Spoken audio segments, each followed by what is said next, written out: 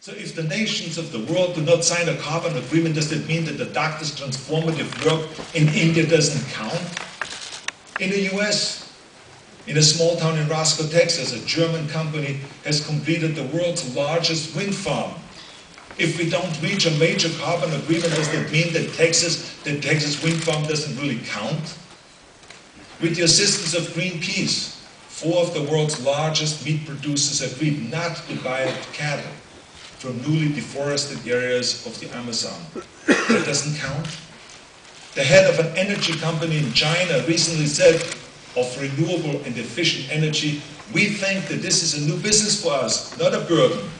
And China now is becoming the leader in developing and manufacturing renewable energy equipment.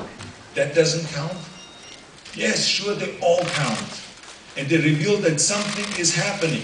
Something that is happening below the national level.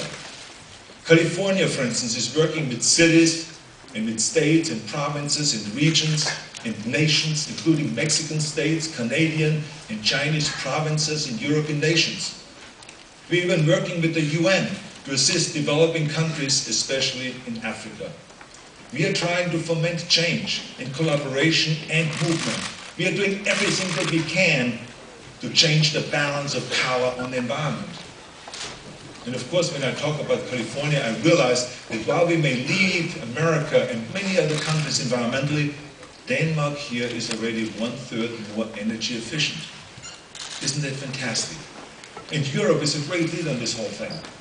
But the reason for discussing my adopted home state of California is because, first of all, I'm the governor of the great state of California and I have a right to brag about our state, right? And also, California is the 7th largest economy in the world and also America's trendsetter. So what we do has consequences. Now maybe even when you look at the globe, it is just a little dot, or maybe you cannot even find California. But the power of influence we have is equivalent to a continent. And we in California do not believe and we do not behave as if progress has to wait for Washington or Beijing or Kyoto. In California, we are proceeding on renewable energy requirements and a cap and trade system for greenhouse gases. We are moving forward. As a matter of fact, we are making great progress. If hydro is included, we will get 45% of our energy from renewables in 10 years from now. And we are already at 27%.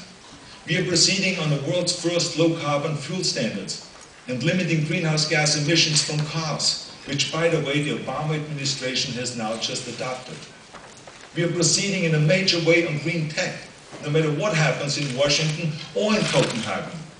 Billions of dollars, nearly 60% of all venture capital in America flows to California.